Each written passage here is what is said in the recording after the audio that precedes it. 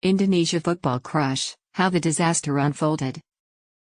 Indonesians are demanding answers after a football match between two rival clubs turned into one of the worst disasters in the sport's history.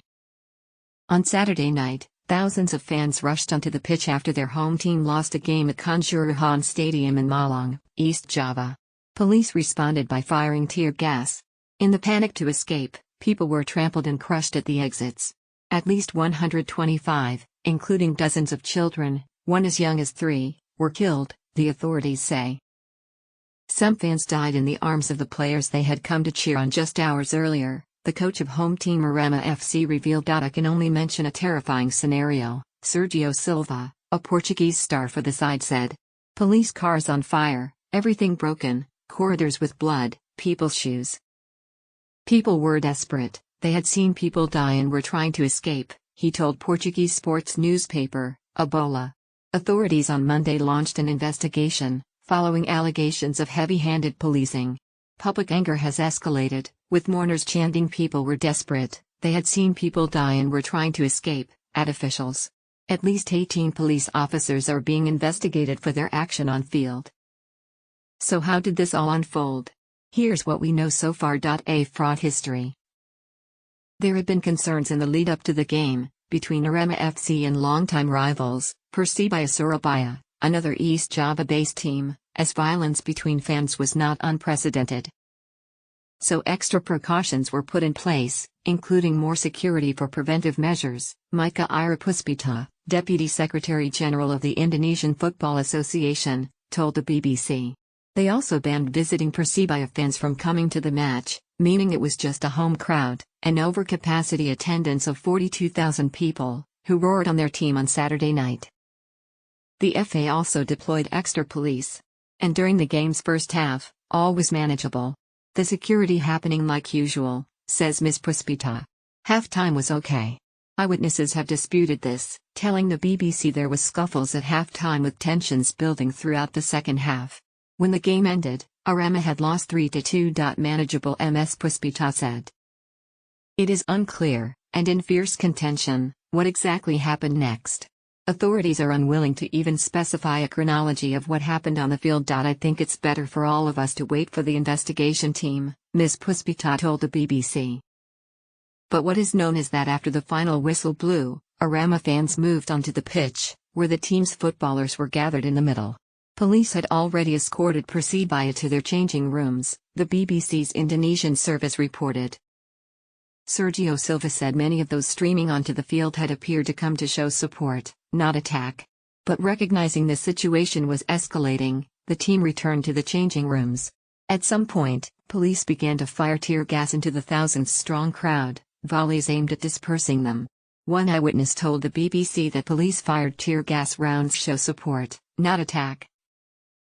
Witnesses say police were unnecessarily brutal, and that along with the clouds of stinging gas, officers were beating fans with batons. The gas had an overwhelming effect, sparking a mass exodus.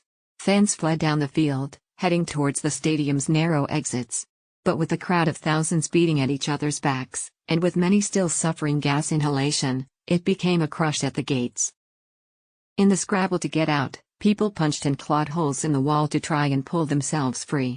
The weight of people pushing against the iron gates left them bent outwards. In other places, the crush left some people dying by the changing rooms. Huddled in the locker rooms, Silva said he and his teammates spent what felt like hours barricading themselves. They heard the roar of the crowd, the screams of distress in the corridors.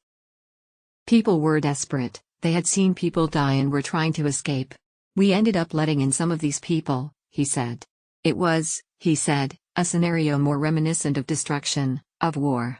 Nothing to do with football.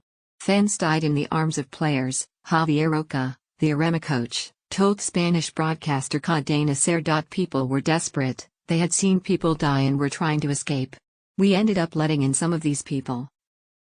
He added, I think the police overstepped their mark. The exact death toll is yet to be confirmed. Many fans are undergoing treatment, and some of those injured are reported have suffered brain injuries. Police under scrutiny. Police have characterized what happened as a riot in which 2 officers also died. They've accused fans of attacking officers and damaging cars. The burnt-out wreckage of vehicles can be seen in photographs.